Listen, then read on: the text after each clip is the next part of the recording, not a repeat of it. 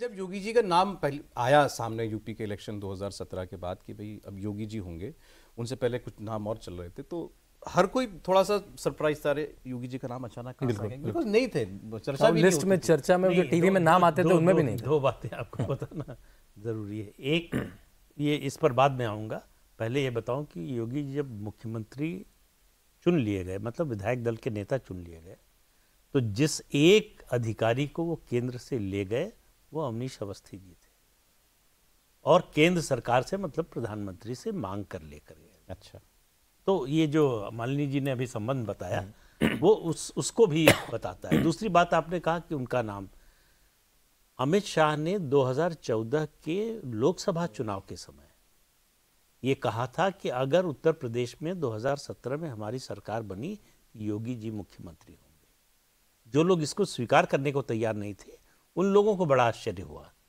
कि ये कैसे हो गया।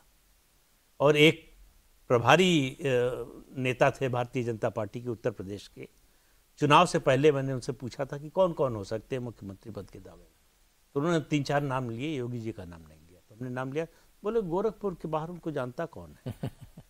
तो ये आप समझिए कि भारतीय जनता पार्टी के उस स्तर के नेताओं की भी समझ कितनी थी। बिल्कुल। लेकिन आप भारतीय जनता पार्टी के शीर्ष नेतृत्व की परख देखिए कि कौन उत्तर प्रदेश के लिए उस समय, मतलब आज के समय में कौन सबसे अच्छा व्यक्ति हो सकता है, किसको ये उत्तरदायित्व सौंपा जा सकता है, इसके योग्य कौन है, उसका चुनाव किया।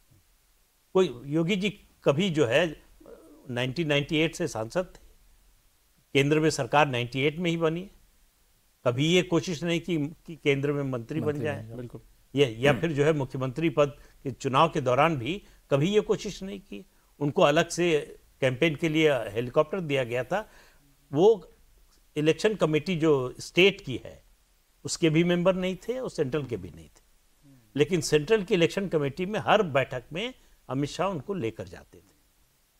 तो इशारे तो बहुत थे, हाँ। संकेत बहुत थे, खुल के अब नाम नहीं ले रहा था, पढ़ना चाहिए। ग्रहण कर सके उसको समझ में आ रहा था, जो उसको स्वीकार ही नहीं करना चाहते थे उनके लिए आश्चर्य की बात थी। हाँ, तो इसीलिए मतलब जनरली जब वो नाम अनाउंस हुआ था तो बहुत से लोगों के लिए पहली बार था। आपको तो अंदर की बात पता थी, वो अलग बात है। तो एक चीज मुझे और लगती है, उस समय जो उत्तर प्रदेश की राजनीति थी और आज भी है, तो मुझे लगता है, ये मेरा सिर्फ आकलन है, आज पहली बार मैं खुलकर राजनीति पे बात यहाँ कर रही हूँ, कि अवश्य जितने भी जो वरिष्ठ लोग हैं उनको ये लगा होगा कि उत्तर प्रदेश में जो मुकाबला है सारे युवाओं नेताओं के बीच में, मायावती भी अपेक्षाकृत युवा थी, अखिलेश युवा थे, तो वहां पर आपको युवा ही नेता सामने अनुभव। वो क्या बात है कि वो इतने बड़े आइकॉन बन जाएंगे एज चीफ मिनिस्टर, बहुत लोगों ने शायद प्रेडिक्ट ना किया हो या सोचा हो। जैसी छवि आज उनकी हो गई है, इतनी लोकप्रियता देश के अंदर, हर जगह योगी आदित्यनाथ की। देखिए ऐसा है ना, मुझको लगता है कि हम लोगों ने एक बहुत सेट राय बनाई हुई है चीजों के लिए। ये हमारे यहाँ देश में तो जनक भी राजा रहे, दशरथ रहे तो जनक रहे, उन्हें विदेही कहा जाता था, ऋषि थे। आप सोचिए गीतों में भी हमारे आता है कि यदि राम के जन्म का है तो आता है कि दशरथ मुहर लुटावे, क्योंकि राजा हैं। और जनक के लिए आता है सीता जी के जन्म पे कि बांटे गैया, ऋषि गाय बांट रहा है। ये अंतर मैं आपको समझाने के लिए कह रही हूँ कि राजा वो भी है लेकिन ऋषि की तरह थे। याज्ञवल्क्य का इतना बड़ा संवाद जनक के संग है कि वे राजा थे लेकिन पूरी तरह से आध्यात्मिक ऋषि थे जनक जी। तो भारतवर्ष में कहीं ना कहीं सत्ता पे बैठने वालों को लेकर के एक हम लोगों की एक मानसिकता है, एक पूर्वाग्रह भी कह लीजिए, एक हमने खांचे में ढाल लिया वहां पर कहीं ना कहीं। और एक बात और जरूर जोड़ूंगी कि भारतवर्ष में विगत कुछ वर्षों से संत समाज के प्रति जिस प्रकार का दुराग्रह, जिस प्रकार का मैं कहूंगी सम्मान से थोड़ा कम, भगवान का प्रभु की कृपा है कि प्रधानमंत्री मोदी सत्ता आई 2014 में, उसके पहले भारत किधर के नई विचार किधर जा रहा था।